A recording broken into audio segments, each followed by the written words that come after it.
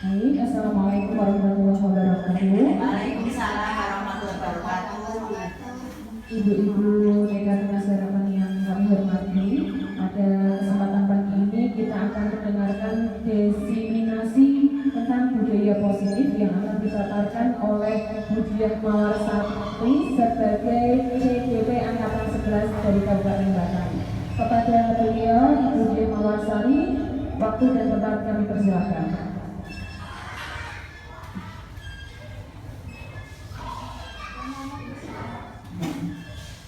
Assalamualaikum warahmatullahi wabarakatuh. Waalaikumsalam warahmatullahi wabarakatuh. Terima kasih atas waktu dan kesempatan yang diberikan kepada saya untuk memaparkan diseminasi modul 1.4 tentang budaya positif pada ibu-ibu dan masyarakat kalian yang saya banggakan.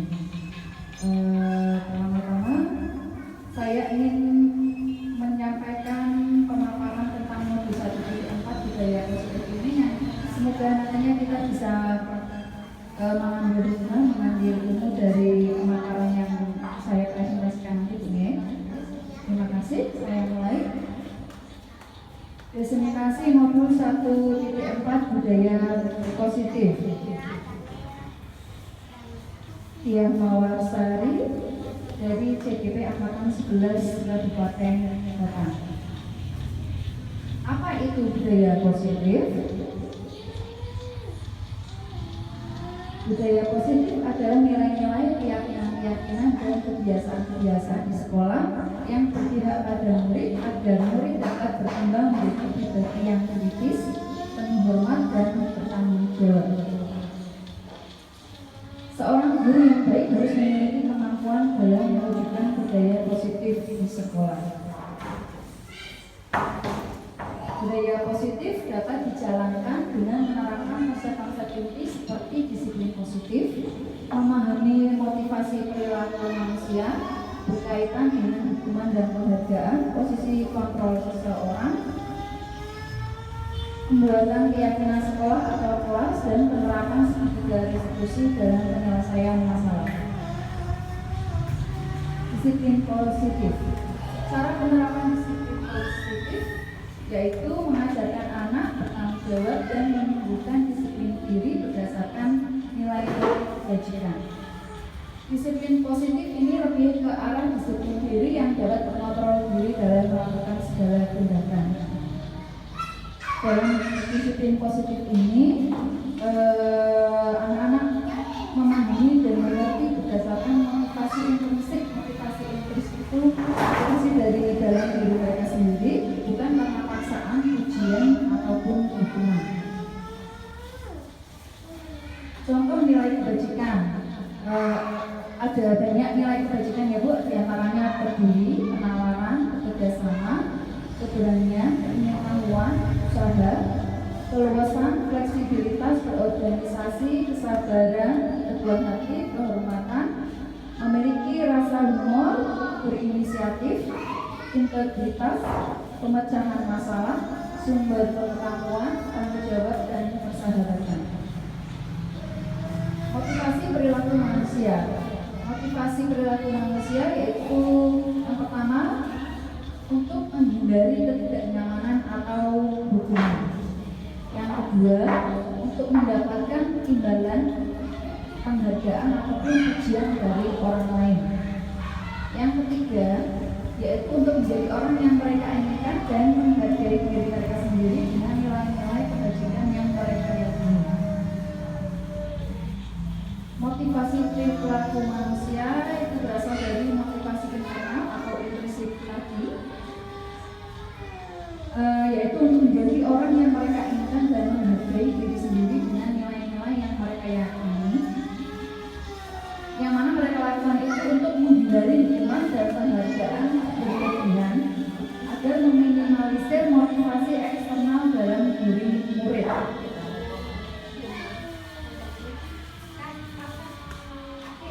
Posisi kontrol seorang guru. Ada 5 posisi kontrol seorang guru. Yang pertama yaitu pendukung. Yang kedua membuat rasa bersalah. Yang ketiga teman. Yang keempat pemantau, dan yang terakhir yang kelima manajer. Sebagai seorang guru, alangkah baiknya jika kita memposisikan diri kita sebagai seorang manajer. Mengapa? Karena di saat kita memposisikan diri sebagai seorang manajer, guru melakukan diskusi dengan anak, mempersilahkan anak untuk mempertanggungjawabkan perilakunya dan mendukung anak untuk menemukan solusi dari permasalahannya. Pada posisi manajer ini mengacu pada restitusi yang dapat menjadikan murid sebagai manajer dari dirinya sendiri sehingga tercipta identitas positif pada diri anak.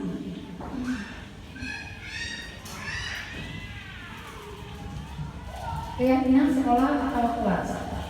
Guru sangat berperan dalam mewujudkan terbentuknya keyakinan sekolah atau kelas dengan adanya kesepakatan antara guru dan anak didik. Keyakinan sekolah atau kelas ini berupa pernyataan universal yang mudah diingat, dipahami, dan harus diterapkan di lingkungan sekolah. Berikutnya 5 kebutuhan dasar manusia. Yang pertama, kebutuhan untuk bertahan hidup. Kebutuhan bertahan hidup atau survival adalah kebutuhan yang bersifat fisiologis untuk bertahan hidup, misalnya kesehatan, rumah, dan makanan. Kebutuhan biologis sebagai bagian dari proses reproduksi termasuk kebutuhan untuk tetap bertahan hidup. Komponen psikologis pada kebutuhan ini meliputi kebutuhan akan perasaan aman. Dalam kasus Doni, ada suatu permasalahan. Doni menjawab ketika ditanya oleh ibu Ambar mengapa, karena dia merasa lapar dan orang tuanya tidak membawakannya bekal. Hal tersebut berdasarkan kebutuhan dasar Doni sebagai seorang manusia, yang mana dia memiliki kebutuhan dasar untuk bertahan hidup tadi. Kedua, kasih sayang dan rasa diterima. Kebutuhan ini dan 3 kebutuhan berikutnya adalah kebutuhan psikologis. Kebutuhan untuk disayangi dan diterima meliputi kebutuhan akan hubungan dan koneksi sosial. Kebutuhan untuk memberi dan menerima kasih sayang dan kebutuhan untuk merasa menjadi bagian dari suatu kelompok. Kebutuhan ini juga meliputi keinginan untuk tetap terhubung dengan orang lain seperti teman, keluarga, pasangan hidup, teman kerja, binatang peliharaan, dan kelompok di mana kita tergabung. Anak-anak yang memiliki kebutuhan dasar kasih sayang dan rasa diterima yang tinggi biasanya ingin disukai dan diterima oleh lingkungannya. Mereka juga akrab dengan orang tuanya. Biasanya mereka belajar dari suka pada ibunya. Bagi mereka, teman sebaya sangat penting. Mereka juga biasanya suka bekerja dalam kelompok. Penguasaan, kebutuhan pengakuan atas kemampuan. Kebutuhan ini berhubungan dengan kekuatan untuk mencapai sesuatu, menjadi kompeten, menjadi terampil, diakui atas prestasi dan keterampilan putra, didengarkan, dan memiliki rasa harga diri. Kebutuhan ini meliputi keinginan untuk dianggap berharga, bisa membuat perbedaan, bisa membuat pencapaian, kompeten, diakui, dan dihormati. Kebutuhan ini meliputi self-esteem dan keinginan untuk meninggalkan pengaruh. Anak-anak yang memiliki kebutuhan dasar tentang penguasaan yang tinggi biasanya selalu ingin menjadi seorang pemimpin. Mereka juga suka mengamati sebelum mencoba hal baru. Mereka juga biasanya rapi dan sistematik dan selalu ingin mencapai yang terbaik. 4. Kebebasan atau kebutuhan akan pilihan. Kebutuhan untuk bebas adalah kebutuhan akan kemandirian, otonomi, dan memiliki pilihan, dan mampu mengendalikan alam hidup seseorang. Anak-anak dengan kebutuhan kebebasan yang tinggi menginginkan pilihan. Mereka perlu banyak bergerak, suka mencoba-coba, tidak terlalu terpengaruh orang lain, dan senang mencoba hal baru dan menarik. 5. Kesenangan. Kebutuhan untuk merasa senang. Kebutuhan akan kesenangan adalah kebutuhan untuk mencari kesenangan, bermain, dan tertawa. Bayangkan bila kita hidup tanpa kenikmatan apapun. Betapa menyedihkannya. Dresser menghubungkan kebutuhan akan kesenangan dengan belajar. Semua hewan dengan tingkat intelijensi tinggi, anjing, lumba-lumba, primata dan lain-lain, bermain. Saat mereka bermain, mereka mempelajari keterampilan hidup yang penting. Manusia tidak berbeda. Anak-anak dengan kebutuhan dasar kesenangan yang tinggi biasanya ingin menikmati apa yang dilakukan. Mereka juga bisa berkonsentrasi tinggi saat mengerjakan hal yang disenangi. Mereka suka permainan dan suka mengkoleksi barang, suka bergurau, suka melucu dan juga mengemaskan. Bahkan saat mereka bertingkah laku buruk, mereka masih terlihat lucu. Restitusi. Restitusi itu apa ya, Bapak Ibu? Restitusi adalah sebuah cara untuk menanamkan disiplin positif pada murid. Restitusi adalah proses menciptakan kondisi bagi murid untuk memperbaiki kesalahan mereka sendiri sehingga mereka kembali pada kelompok mereka dengan karakter yang lebih kuat. Restitusi juga adalah proses kolaboratif yang mengajarkan murid untuk mencari solusi sendiri untuk sebuah masalah dan membantu murid berpikir tentang orang seperti apa yang mereka inginkan dan bagaimana mereka harus memperlakukan orang lain. Restitusi membantu murid menjadi lebih memiliki tujuan, disiplin positif dan memulihkan dirinya setelah berbuat salah. Penekanannya bukanlah pada bagaimana berperilaku untuk menyenangkan orang lain atau menghindari ketidaknyamanan, namun tujuannya adalah menjadi orang yang menghargai nilai-nilai kebajikan yang mereka percayai. Sebelumnya kita telah belajar tentang teori kontrol bahwa pada dasarnya kita memiliki motivasi intrinsik atau motivasi internal. Melalui restitusi, ketika murid berbuat salah, kita sebagai guru akan menanggapi dengan cara yang memungkinkan murid untuk membuat evaluasi internal tentang apa yang dapat mereka lakukan untuk memperbaiki kesalahan mereka dan mendapatkan kembali harga diri mereka kembali.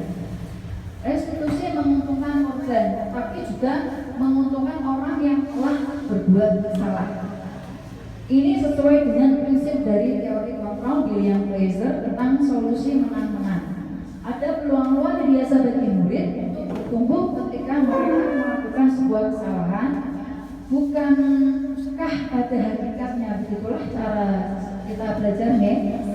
Murid perlu bertanggung jawab atas perilaku yang mereka pilih, namun mereka juga dapat memilih untuk belajar dari pengalaman dan membuat pilihan yang lebih baik di waktu yang akan datang. Ketika guru memecahkan masalah perilaku mereka, murid akan kehilangan kesempatan untuk mempelajari keterampilan yang berharga untuk hidup mereka sendiri.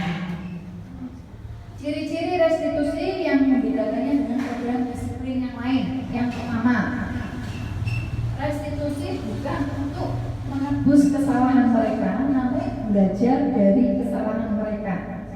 Dalam pendekatan restitusi, ketika anak berbuat salah, guru tidak mengarahkan anak untuk menebus kesalahan dengan membayar jumlah uang, akan tetapi bagaimana anak memperbaiki perilakunya yang timbul. Karena kalau fokusnya untuk menebus kesalahannya dengan nilai rupiah, maka motivasi yang muncul adalah motivasi yang bersifat eksternal, yaitu motivasi untuk menebus kesalahan dan menghindari ketidaknyamanan, bukan kepada perbaikan diri dari mereka sendiri. Kedua, restitusi memperbaiki hubungan. Restitusi adalah tentang memperbaiki hubungan dan memperkuatnya. Restitusi juga membantu murid-murid dalam hal mereka ingin menjadi orang yang seperti apa dan bagaimana mereka ingin diperlakukan. Restitusi adalah proses refleksi dan pemulihan. Proses ini menciptakan kondisi yang aman bagi murid untuk menjadi jujur pada diri mereka sendiri dan mengevaluasi dampak dari tindakan mereka pada orang lain. Ketika proses pemulihan dan evaluasi diri itu selesai, maka mereka bisa mulai berpikir tentang apa yang bisa dilakukan mereka untuk menebus kesalahan mereka pada orang yang menjadi korban. Kemudian berikutnya, restitusi adalah sebuah tawaran, bukan sebuah paksaan. Restitusi yang dipaksa adalah restitusi yang sebenarnya. Karena apa? Karena sebenarnya itu adalah konsekuensi, tapi bukan restitusi. Bila guru memaksa proses restitusi, maka murid akan bertanya apa yang akan terjadi kalau saya tidak melakukannya. Misalnya mereka sebenarnya tidak suka dengan konsekuensi yang guru sarankan. Mereka mungkin setuju dan akan melakukannya, tetapi mereka akan menghindari ketidaknyamanan atau menghindari kehilangan kebebasan atau diasingkan dari kelompok. Mereka akan percaya kalau mereka menyakiti orang lain, maka mereka juga tersakiti bahwa mereka itu akan merasa impas. Contohnya misalnya saat seorang anak memukul temannya, bisa jadi dia merasa impas ketika temannya itu membalas dia memukul. Nah, dia beranggapan bahwa sudah impas, bukan pada kebaikan dari perilakunya tersebut. Memaksa anak melakukan restitusi bertentangan dengan perkembangan moral, yaitu kebebasan untuk membuat pilihan. Oleh karena itu penting bagi guru untuk menciptakan kondisi yang membuat murid bersedia menyelesaikan masalah dan berbuat untuk lebih baik lagi dengan berkata tidak apa-apa, berbuat salah itu manusiawi, tidak ada manusia yang sempurna.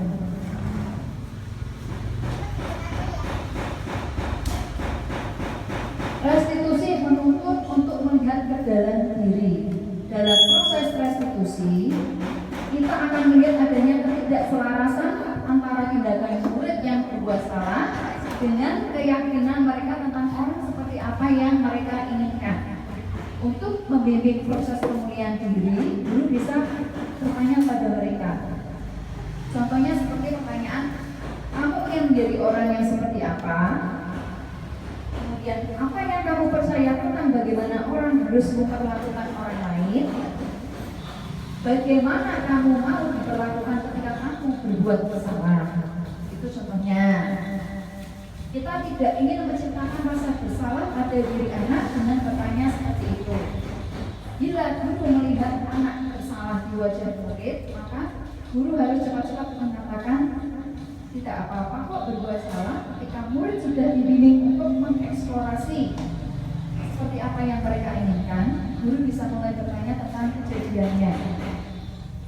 Seberapa sering hal ini terjadi, apa yang ia lakukan, ia berada di mana, dan seterusnya. Hal ini akan membuat murid tidak berbohong kepada guru sehingga mereka menjadi jujur.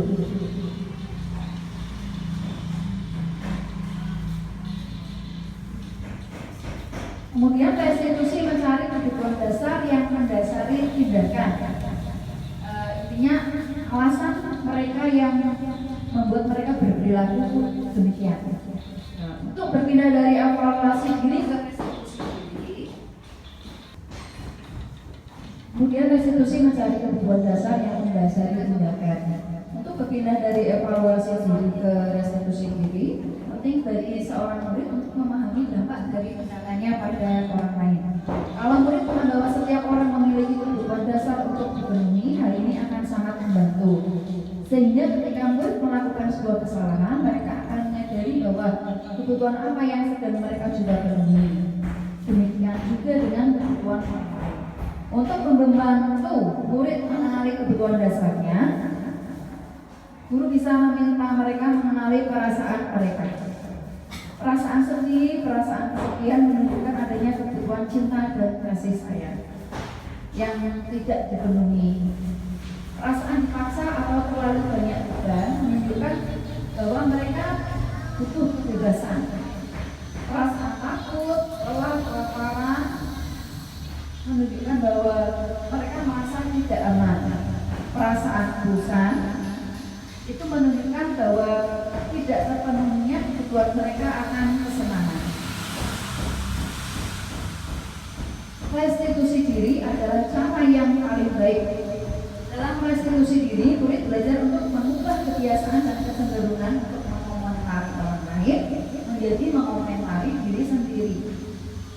Dr. William Glaser menyatakan bahwa orang yang bahagia akan mengevaluasi diri mereka sendiri, orang yang tidak bahagia akan mengevaluasi orang lain. Berikutnya, restitusi fokus pada karakter bukan pada tindakan. Dalam proses restitusi diri, maka murid akan menyadari bahwa dia sedang menjadi orang yang seperti apa. Yang itu adalah menunjukkan fokus pada penguatan karakter. Ketika guru membimbing murid untuk menguatkan karakter, guru akan mengatakan, ibu bapak tidak terlalu mempermasalahkan apa yang kamu lakukan hari ini. Tapi mari kita bicara tentang apa yang akan kamu lakukan besok. Kamu bisa saja minta maaf, tetapi orang lain akan lebih suka mendengar apa yang akan kamu lakukan dengan lebih baik lagi. Restitusi ini menguatkan. Bisakah momen ketika murid melakukan kesalahan menjadi momen yang baik? Bisa ya, itu? Ya, tentu bisa. Asalkan dia mau belajar dari kesalahan itu. Apa maksud dari kalimat kita bisa lebih kuat setelah kita belajar dari kesalahan? Lebih kuat di sini maksudnya bukan menekankan pada perasaan kita, tapi kuat di sini berarti menyadari bahwa kita bisa merubah perasaan kita, bahwa kita benar-benar bisa mengubahnya. Guru bisa bertanya, apakah yang dapat kamu ubah dari dirimu sendiri dan bagaimana kamu akan berubah? Restitusi fokus pada solusi.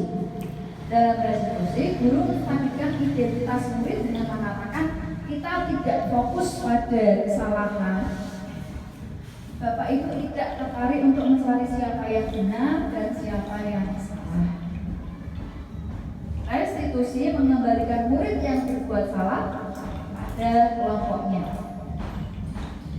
Mari kita lihat praktek pendidikan kita yang seringkali memisahkan anak-anak dari kelompoknya. Misalnya, ketika seorang anak TK bersikap tidak kooperatif pada saat kegiatan mendengar dongeng dari gurunya, anak itu disuruh keluar dari kelompoknya, atau misalnya disuruh duduk di belakang kelas atau di pojok kelas, atau bisa juga disuruh keluar kelas ke koridor ataupun ke kantor guru, dan seringkali dibiarkan tanpa pengawasan.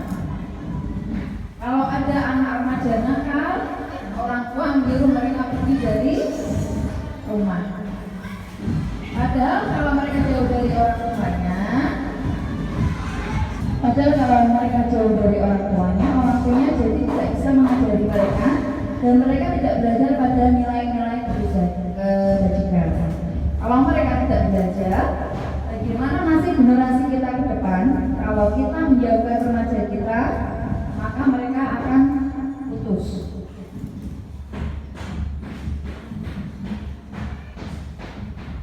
Sekolah diibaratkan sebagai tanah tempat bercocok tanam, sehingga guru harus mengusahakan sekolah menjadi lingkungan yang menyenangkan, menjaga dan melindungi murid dari hal-hal yang tidak baik. Dengan demikian, karakter murid tumbuh dengan lebih baik. Sebagai contoh, murid yang tadinya malas menjadi semangat, bukan kebalikannya. Murid akan mampu menerima dan menyerap sebuah pembelajaran bila lingkungan di sekelilingnya terasa aman dan nyaman. Selama seseorang merasakan tekanan-tekanan dari lingkungannya, maka proses pembelajaran akan sulit terjadi. Dengan demikian, salah satu tanggung jawab seseorang guru adalah bagaimana kita menciptakan suatu lingkungan yang positif yang terdiri dari warga sekolah yang saling mendukung, saling belajar, saling bekerja sama sehingga tercipta kebiasaan-kebiasaan baik. Dari kebiasaan-kebiasaan baik tersebut, maka selanjutnya akan menumbuhkan karakter-karakter baik bagi dari warga sekolah, dan yang mana pada akhirnya karakter tersebut akan berubah menjadi kebiasaan baik yang akan membentuk terciptanya sebuah budaya positif. Terima kasih. Demikian pemaparan dari saya. Mohon bila ada masukan atau kritik atau pertanyaan, monggo silakan, persilahkan. Baik, terima kasih waktunya. Di sini saya mau tanya Bu ya. Saya mau tanya apa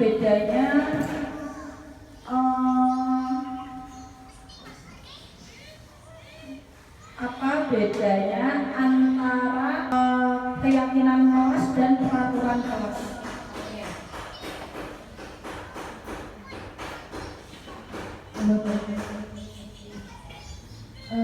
Yang ingin saya tanyakan, apa perbedaan dari hukuman dan konsekuensi maupun restitusi? Jadi saya ingin tahu ya, karena dalam pemahaman saya masih agak rancu, bingung mana yang termasuk hukuman, mana yang termasuk konsekuensi, dan mana yang termasuk restitusi. Ya. Terima kasih. Menjawab dari pertanyaan dari Bu Darwisiana, yang pertama yaitu apa perbedaan dari peraturan kelas dan keyakinan kelas. Kalau peraturan kelas itu sudah turun-temurun dan biasanya disusun oleh ibu guru atau wali kelas masing-masing. Kalau kesepakatan keyakinan kelas itu adalah nilai-nilai yang disusun berdasarkan diskusi dari kelas yang sudah disepakati bersama dan akan diterapkan bersama, juga mendapatkan persetujuan dari anggota kelas masing-masing. Gitu ya Bu?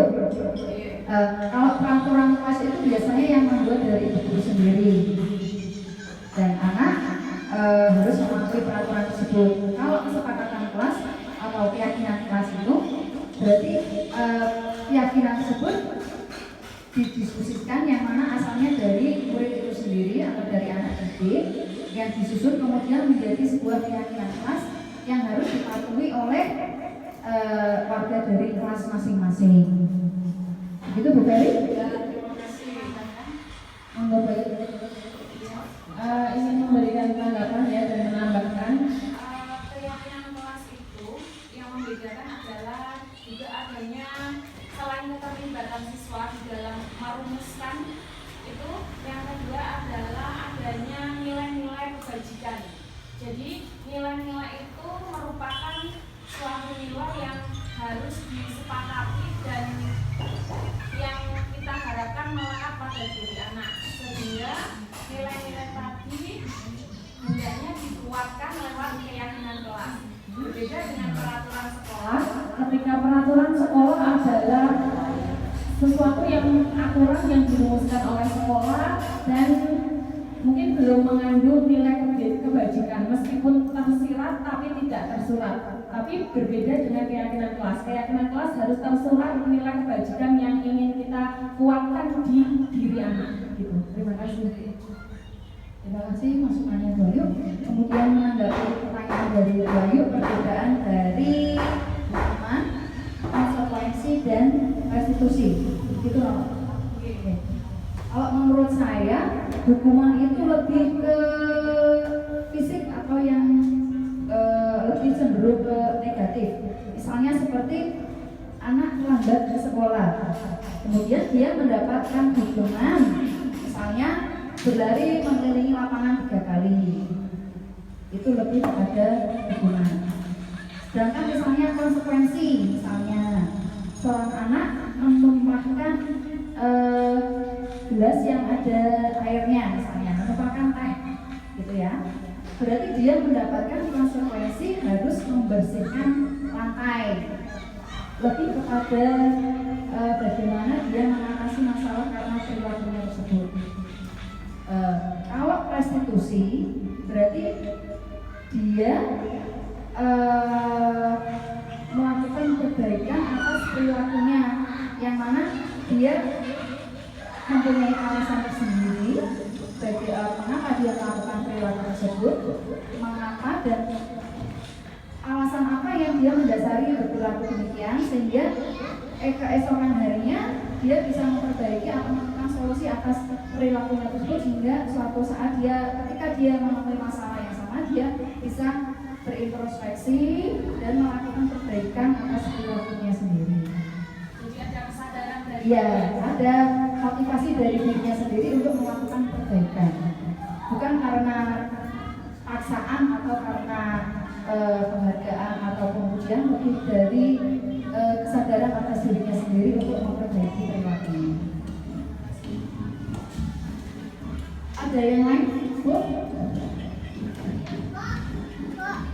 Sudah cukup?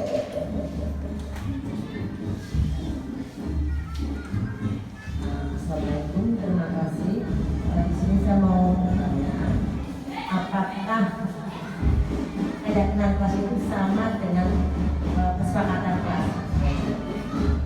Menanggapi dari pertanyaan Ibu Widyasriti tentang perbedaan kesepakatan kelas dan keyakinan kelas.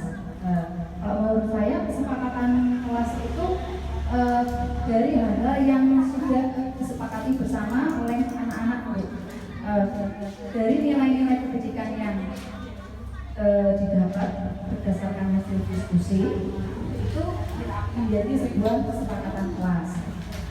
Bila nilai-nilai kebajikan itu sudah diyakini, disepakati bersama dan akan diterapkan, akan dilaksanakan, berubah menjadi keyakinan kelas. Seperti itu. Cukup, Bu. Terima kasih. Oke, terima kasih. Menambahkan ya Bu, untuk kesepakatan itu bisa tidak hanya kelas, misalnya kesepakatan belajar ya. Ketika hari ini kita akan belajar tentang menyusun balok, misalnya membentuk bangunan balok.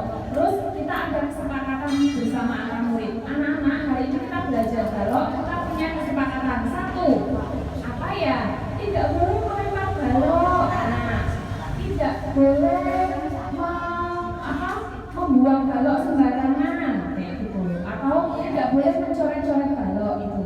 Tapi kalau keyakinan kelas adalah sebuah penanaman nilai-nilai universal, misalnya kedisiplinan, terus kasih sayang, terus kemudian tanggung jawab. Jadi lebih luas karena kesepakatan kelas itu bagian dari keyakinan kelas. Ya, terima kasih. Terima kasih masukannya Bu Ayu, bahwa kesepakatan bersama itu bisa didapat dari momen yang lain, tidak harus kesepakatan kelas. Monggo, masih ada kesempatan, ada masukan lagi Bu? Ampun? Oh, ada. Saya mau nanya, kira-kira kapan waktu yang tepat keyakinan kelas itu dapat dilakukan? Apakah ketika hanya ada kasus tertentu atau bagaimana? Keyakinan kelas itu biasanya disusun saat mulai awal pembelajaran biasanya. Yang mana keyakinan kelas itu disusun bersama, didiskusikan bersama untuk anak agar diterapkan dan diyakini oleh kelas masing-masing. Gitu. Kalau keyakinan kelas disusun pada tengah pembelajaran atau akhir pembelajaran kan berarti tidak ada manfaatnya ya. Jadi keyakinan kelas disusun di awal pembelajaran supaya mengkondisikan lingkungan belajar agar nyaman dan aman bagi anak-anak di masing-masing kelas. Gitu, Bu Sita? Ada yang lain, Bu?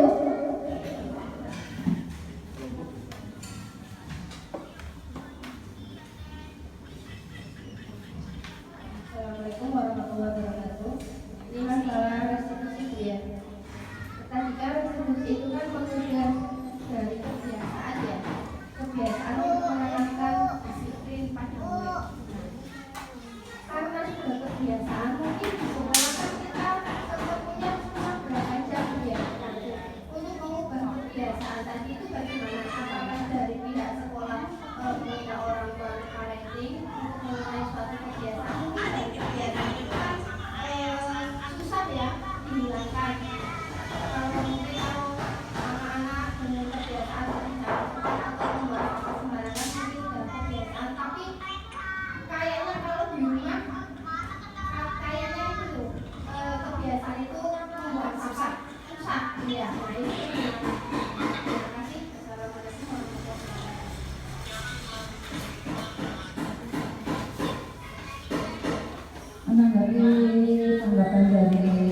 Ibu Sulis mengenai bagaimana memang ini kebiasaan anak agak susah ya. Kalau menurut saya untuk merubah sebuah kebiasaan yang sudah terlanjur ya, ibaratnya yang sudah kadung,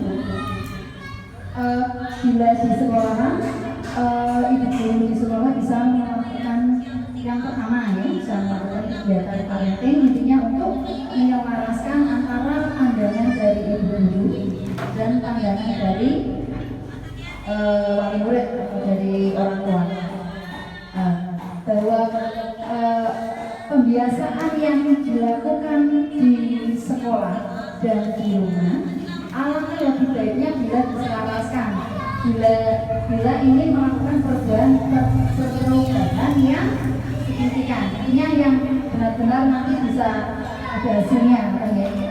Pembiasaan yang sering kita lakukan saat pembelajaran ya. Kita kan ketemunya anak cuma 2 jam ya, sedangkan anak kita bertemu dengan orang tua lebih dari 2 jam, bisa jadi semalam seharian lebih ya. Jadi pembiasaan 2 jam itu bisa dikatakan tidak membawa pengaruh yang kuat ya. Nah, alangkah lebih baiknya pembiasaan yang diajarkan ibu guru di sekolah diselaraskan dengan atau dilanjutkan di rumah, sehingga ada keselarasan pandangan antara ibu guru di sekolah dan orang tua di rumah, dan juga ada kerjasama dengan orang tua yang di rumah atau anggota yang di rumah. Biasanya Simba atau Om atau Pak D biasanya kalau ini ada niat benar-benar ingin merubah kebiasaan ya, berarti kita sebaiknya sebagai orang tua memberitahu kepada anggota yang ada di rumah bila ingin melakukan suatu perubahan, sehingga misalnya saat dengan Simba atau dengan ayah tidak ada tidak terjadi perbedaan pandangan dalam mendidik. Makan ya, begitu Bu Sulis. Ada yang lainnya Bu atau sudah cukup? Sudah cukup. Saya kembalikan kepada moderatornya. Terima kasih atas waktu yang sudah diberikan kepada saya, atas kesempatan yang diberikan kepada saya untuk mempresentasikan destinasi modul 1.4 budaya positif pada hari ini. Billahi taufiq wal hidayah. Wassalamualaikum warahmatullahi wabarakatuh. Beri aplaus yang luar biasa ya untuk Bu Diawalasari atas pemaparannya, tentunya sangat bermanfaat untuk kita semua itu. Baiklah, akhirnya acara destinasi pemaparan kali ini kita cukupkan sekian. Akhir kalam, wassalamualaikum warahmatullahi wabarakatuh. Waalaikumsalam warahmatullahi wabarakatuh. Pagi anak-anak. Gimana kabarnya semua? Sehat? Ada yang lagi sedih enggak? Hari ini kita mau buat keyakinan kelas. Apa? Keyakinan kelas itu suatu hal yang harus dipatuhi ya, seperti contoh kecepatan Mas tadi apa? Jangan buang sampah sembarangan. Apalagi jangan gelut-gelutan, jangan pukul-pukulan, apalagi jangan jiwet-jiwetan, apalagi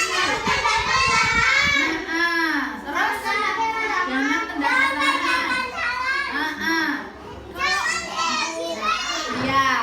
Kalau dia sedang menjelaskan, sedang menerangkan, didengarkan apa enggak? Ada yang ngobrol sendiri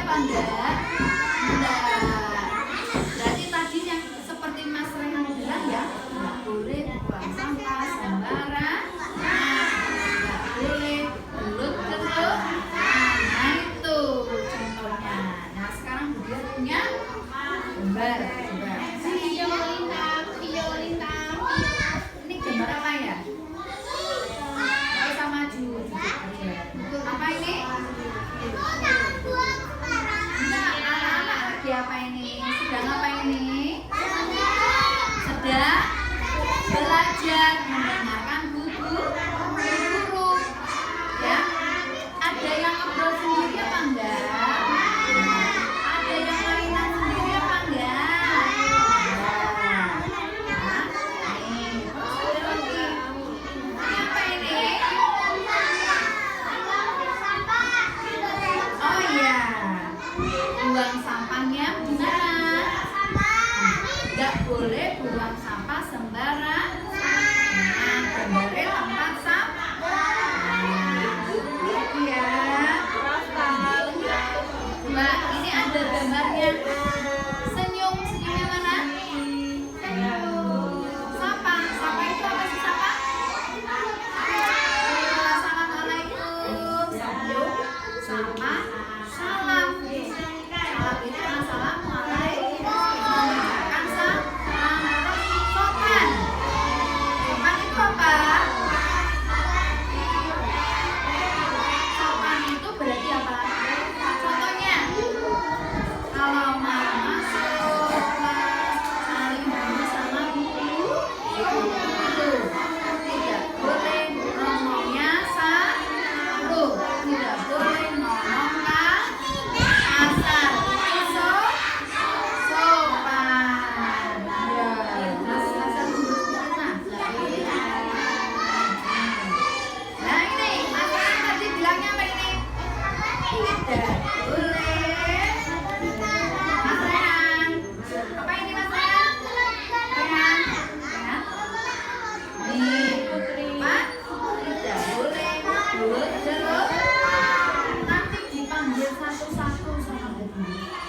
Disuruh milih. Ya, nanti mau buat keyakinan ke kelas, nanti dipilih gambarnya. Peraturannya kita itu apa saja, keyakinan kita itu mau dibuatnya apa saja. Ya, dipilih nanti. Kalau sudah pilih, nanti ditempel. Misalnya, kalau yang nggak pilih kelotak berarti ditempel di sini. Ya, nanti kalau temennya ada yang pilih lagi berarti ditempelin sama sini tempatnya.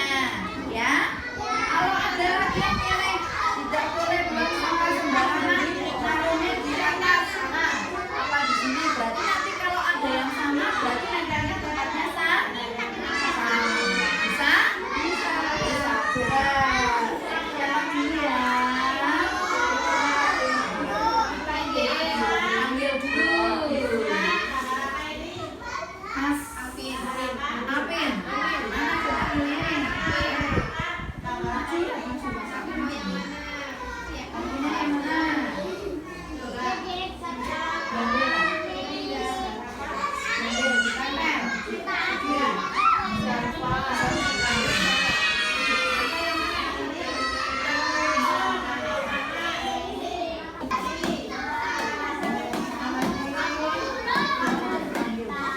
Sudah semua ya?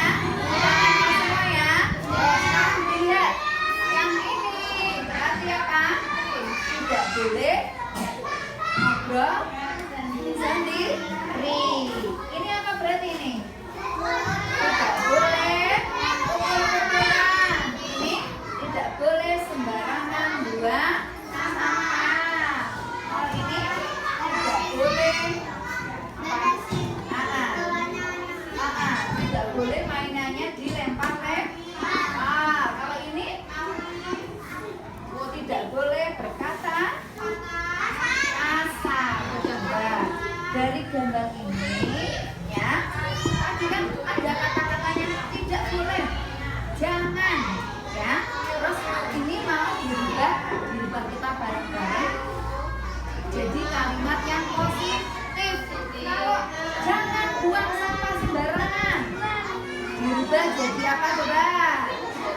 Dirubah jadi buanglah sampah pada tempatnya, pada tempat sampah. Kalau ini tidak boleh gelut-gelutan berarti apa? Iya, tidak boleh berantem berarti apa? Berarti apa? Hah? Apa berarti? Tidak boleh berantem berarti apa?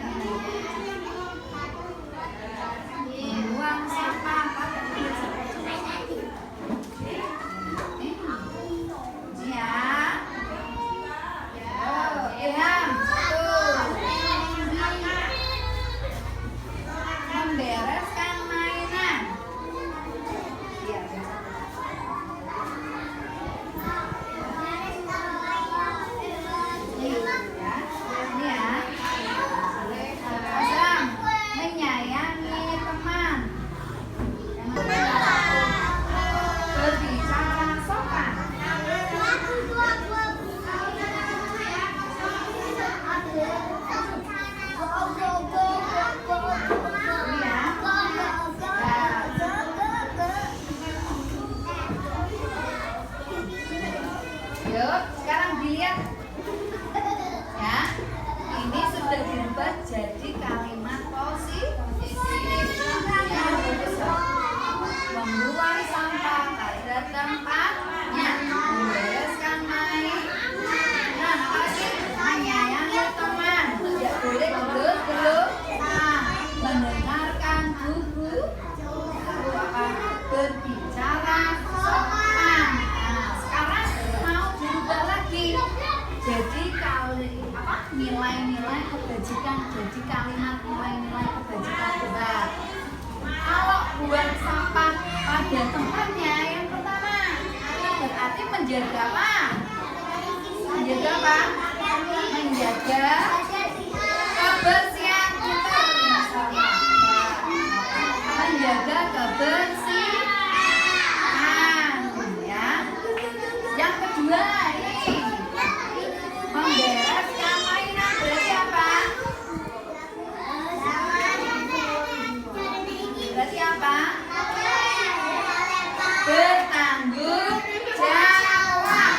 Kalau habis mainan berarti mainannya harus diberesin. Menyayangi teman. Berarti apa? Hah? Iya, boleh dulu. Berarti apa ini?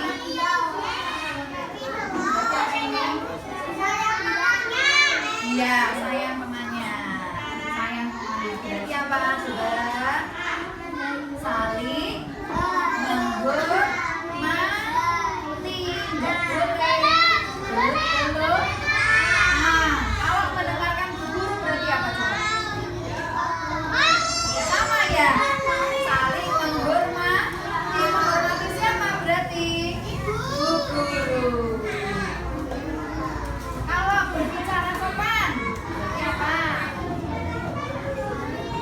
Bersikap positif. Apa coba? Bersikap positif. Kan sudah dipilih nilai kebajikannya ya? Iya. Benarnya ya? Ya, dari 5 berarti tadi apa? Saling menghormati. Saling menghormati berarti apa? Kalau guru sedang menerangkan berarti didengar. Saling menghormati teman berarti apa? Tidak boleh mengejek teman. Sekarang bertanggung jawab. Kalau mainan berarti harus diberesin. Nah, sekarang bersikap positif atau sopan berarti apa? Kalau bicara sama teman atau sama bu guru berarti harus sopan. Sekarang gambarnya sama berarti apa coba? Menjaga kebersihan. Terus nih, satu lagi. Tidak berantem berarti apa? Menyayangi teman. Kasih sayang. Nah, setuju apa enggak ini?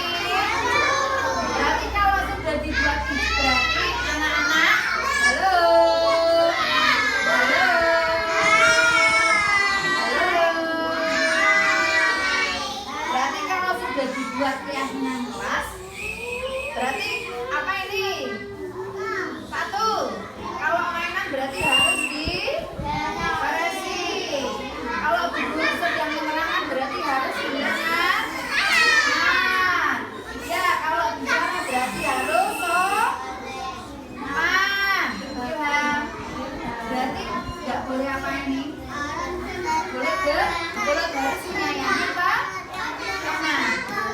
Kalau buang sampah, kalau maaf jajan berarti sampahnya dibuang di tempat sampah. Boleh pada ini? Kalau dilanggar berarti gimana coba nanti? Dipatuhi bareng-bareng